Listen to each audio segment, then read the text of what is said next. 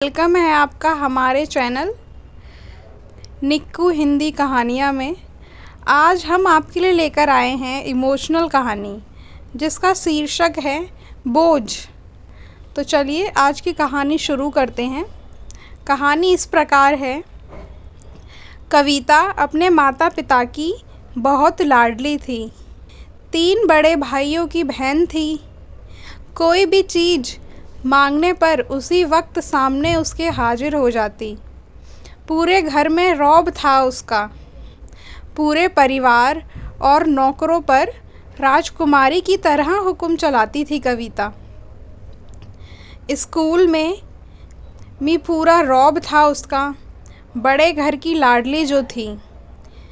ऐसे ही उसने कॉलेज में दाखिला लिया। उसके ठाट बाट, बड़ी गाड़ी से आना जाना, हर दिन नया फैशन देखकर हर कोई उससे दोस्ती करना चाहता था। थोड़े ही दिनों में उसके बहुत से दोस्त बन गए। पूरे कॉलेज में उसकी अपनी ही एक पहचान थी। इन दिनों उसके घर एक रिश्ता आया। खानदानी लोग थे और पापा की पुरानी जान पहचान थी उसके साथ। कविता के साथ कोई ज़बरदस्ती नहीं थी, पर कविता ने फिर भी हाँ कर दी, क्योंकि वह अपने परिवार से बहुत प्यार करती थी। वह जानती थी कि वह लोग उसका अच्छा ही सोचेंगे। लड़के का नाम राज था। राज काफ़ी पढ़ा लिखा और समझदार लड़का था। ससुराल वाले भी बहुत अच्छे थे। ससुराल में कविता की जगह वैसी ही थी जैसी कि मायके में। कोई भी कार्य कविता की सलाह के बिना नहीं होता था। सबकी लाडली बहू बन गई थी वह। फिर उसके घर एक बेटे का जन्म हुआ। बेटे का नाम राहुल रखा गया। राहुल कविता को जान से प्यारा था। पोता पाकर ससुराल वाले तो फूले नहीं समा रहे थे। कविता कभी कभी सोचती कि उसकी किस्मत कितनी अच्छी है। उसका हर अपना उसे कितना प्यार करता है। चाहे जीवन में कैसा भी समय आए, मेरे अपने हमेशा मेरे साथ हैं। मैं कभी अकेली नहीं हो सकती। कितनी खुशकिस्मत हूँ मैं। पर शायद कविता की खुशियों को उसकी अपनी ही नज़र लग गई थी। एक दिन वह मायके जाने की जिद कर बैठी। राज का बहुत काम था, लेकिन वह फिर भी उसे ले गया। रास्ते में उनकी गाड़ी अन्य गाड़ी से टकरा गई। कविता, राज और राहुल बहुत बुरी तरह से जख्मी हो गए। काफ़ी दिनों के इलाज के बाद राज और राहुल तो ठीक हो गए, लेकिन कविता पूरी तरह ठीक ना हो सकी। सर पर चोट लगने के कारण वह अपनी आँखों की रोशनी खो बैठी। अब कविता की किस्मत जैसे उल्टे पाँव चलने लगी। मायके वाले कुछ दिनों तक तो उससे मिलने आते रहे, फिर कभी कभार फ़ोन ही करके पूछ लेते कि अब कैसी हो। धीरे धीरे ये सिलसिला भी कम हो गया। ससुराल वालों की सहानुभूति भी कम होने लगी। घर में किसी को पास बैठने के लिए कहती तो जवाब मिलता, बहुत काम है, अब तुम भी हाथ नहीं बटा सकती। राज भी चिड़चिड़ा हो गया था।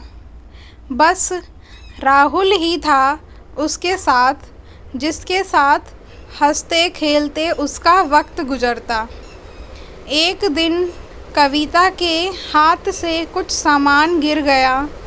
जिसकी वजह से राहुल को हल्की सी चोट लग गई।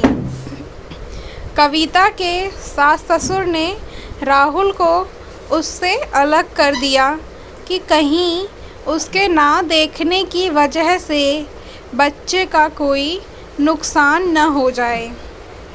कविता अंदर से टूट चुकी थी। एक दिन उसने सबके सामने मायके जाने की इच्छा रखी तो राज उसे तुरंत मायके छोड़ आया, जैसे कि वह भी यही चाहता था। लेकिन राहुल के उसके साथ नहीं भेजा गया। कविता कभी राहुल से दूर नहीं रही थी, पर अपनी कमी के कारण उससे ज़्यादा बहस नहीं की।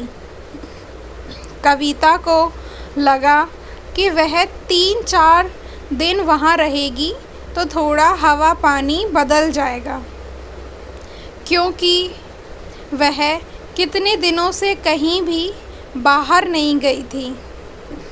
घर वाले भी इतने दिनों बाद उसे देखकर कितने खुश होंगे। कविता के घर पहुंचने पर सब लोग बहुत खुश हुए। खाने में सब कुछ कविता की पसंद का ही बना था। उसने अपने मम्मी पापा और भाई भाभीयों से दिल खोलकर बातें की। उनके छोटे छोटे बच्चे भी बुआ के साथ घुल मिल गए थे। रात को सोने के वक्त जब वह कपड़े बदलने लगी तो उसे पता चला कि उसका बैग तो बहुत भरा हुआ है। वह सब समझ गई। वह बहुत उदास हो गई।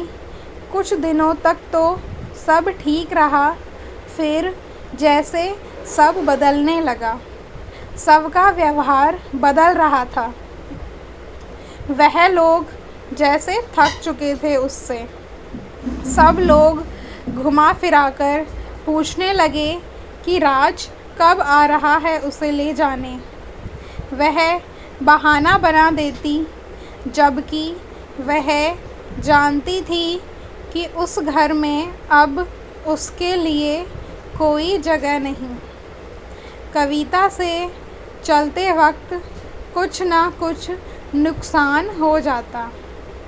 थोड़ी बहुत टोका टाकी उसे सुनाई देती, वह टाल देती। एक दिन उसके हाथ से लगकर एक कीमती फूलदान टूट गया। छोटी भाभी ने बहुत हंगामा मचाया। कविता के माता पिता रोज़ रोज़ के झमेलों से तंग आ गए थे। उन्होंने राज को खुद से फ़ोन कर दिया। राज कविता को अपने घर ले गया। कविता को अपने परिवार वालों से ये उम्मीद ना थी। जिस कविता के कहे बिना घर में एक पत्ता भी नहीं हिलता था, उस घर के लिए वह अब बोझ बन चुकी थी। राज के साथ ससुराल आते वक्त वह बहुत खुश थी, क्योंकि वह अपने घर जा रही थी, अपने जिगर के टुकड़े राहुल के पास। परंतु यह खुशी भी कुछ पल की ही थी। सारा बंदोबस्त पहले ही किया जा चुका था। कविता को सीधे ऊपर वाले कमरे में पहुंचा दिया गया। राहुल से दूर रहने की सख्त चेतावनी दी गई। एक काम वाली लता को उसकी जिम्मेदारी सौंपी गई, जो उसके खाने पहनने जैसे ज़रूरतों का ध्यान रखती। कविता ज़्यादातर चुप ही रहती। कभी कभी काम वाली लता से थोड़ा बतिया लेती। उसके ज़रिए राहुल का पता चल जाता। सबकी लाडली बहू और बेटी अब सबके लिए लाडली से बोझ बन चुकी थी।